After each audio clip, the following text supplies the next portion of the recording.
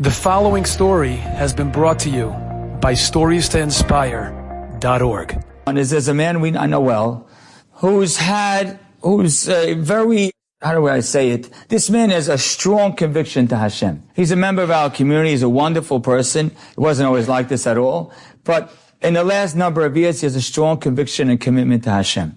And it doesn't matter. He gives charity. He's a wonderful person. Last year, somehow, he got his hands on a crazy deal. 2 warehouses in South Dakota. 2 warehouses in South Dakota. He gets these 2 warehouses, a total of 300,000 square feet. I don't know if you understand those numbers, but 300,000 square feet of warehouse, 150 in one, 150 in another, 150,000 square feet. And the one warehouse is full of merchandise. And I think initially he was just there to buy the merchandise. And the seller said, you know what? We'll throw in the warehouses too. So it's an incredible piece of real estate and a lot of merchandise. He suddenly is all of a sudden in position to make millions and millions of dollars off this deal. Phenomenal. He makes the deal. Great. Now he has all this merchandise, 150,000 square feet worth of merchandise to sell. And again, he told me this story 2 days ago. He says, so he starts selling off some of the merchandise. He sold about $1 million worth. In the beginning of the summer, a few of his partners, 2 Ashkenazi from men, told him the only way, let's say his name is Freddie. He says, Freddie, the only way that we're going to sell off all this merchandise is if, like, we got to go to the show. We got to go to the show in Las Vegas. I think it's the ASD show. We got to go to the show and we'll sell off all this stuff and we'll be able to make a lot of that money. He says, yeah, I agree. No problem. Now he's sitting in his room, maybe the next day or 2. He's in his bed and he says, 1 second. I have to go to Las Vegas to make money. Hashem needs me to go. Hashem could only give me money in Las Vegas. Now again, I don't know anything about Las Vegas. I was never there, so I am not commenting. I'm just saying what he said. He says, I don't have to go. That's not where if Hashem wants to send me money, he could send me money anywhere. He texts his partners, guys, we're not going to Vegas. They're like, what? He says, we're not going to Vegas. The next day he comes into the office, we're not going. What do you mean? He says, Hashem wants to send us, he can send us anywhere, how. I don't have to go to that place in order for Hashem to send me money. Okay.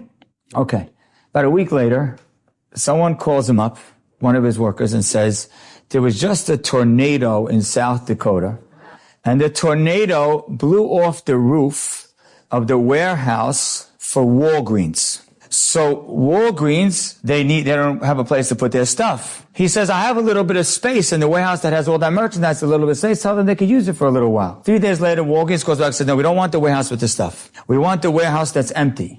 He says, but it's not even built yet. I have a deal to get it done in the next few months, but it's not even built yet. They said, if you could get it done by August 15th, you will have a contract. We have a lease in your hand for $2.5 million a year. He says, okay, let me see. He says he worked, he did that. By August 15th, somehow, miraculously, the project was done. He got a lease. He said to me, he says, Rabbi, I wasn't going to lease it for this whole year. I wasn't even sure I was going to get someone for the next year. He says $2.5 million a year for this year, next year, the year was all completely free money. And he says, you know what August 15th is? It's the day the ASD show begins. He says, Hashem was clearly talking to me. But again, you want Hashem to talk back? You have to be willing to sacrifice the upside. Let me give you another example, and then we'll conclude. The first one was more of a manly example. This is a woman one. A few days ago, I met a woman. Her name is Mrs. Shandy Braun.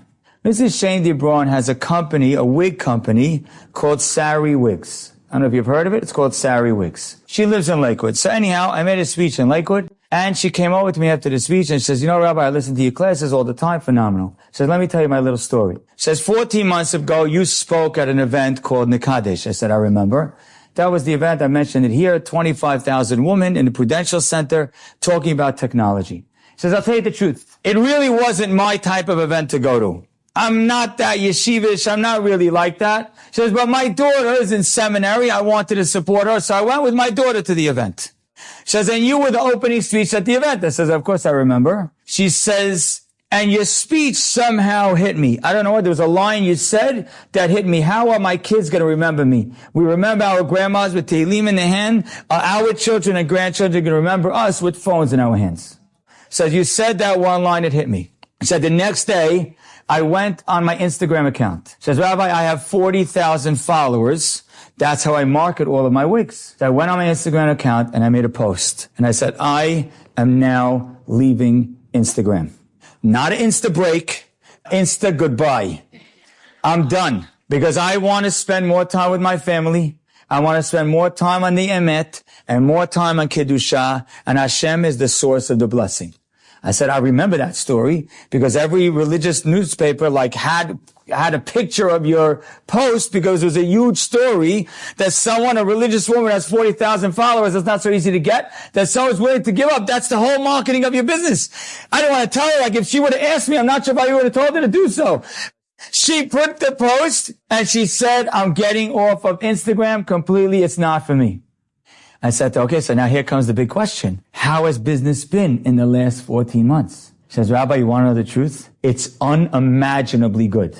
I never could have imagined that business would be this strong, ever. Says, in fact, there's banks that want to invest and they Google my name. And when they Google up Sari Wiggs, the first thing that comes up is this post that I'm not on Instagram. And they're like, what's wrong with you? You're getting rid of all your marketing? Like, what's wrong? Says, I don't even know how to explain it to them.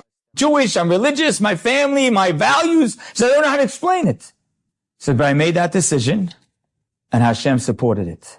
If we're going to go into Yom Kippur, ready to make this year the year that we are our highest and best self, our most powerful version of us, that version of us that there's nothing in the world that we like better than when we are that person.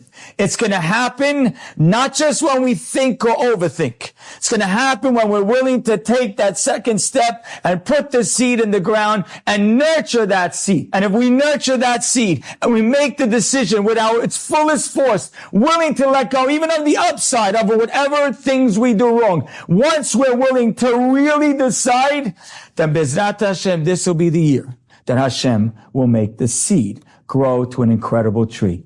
And thank you. Enjoyed this story? Come again. Bring a friend. StoriesToInspire.org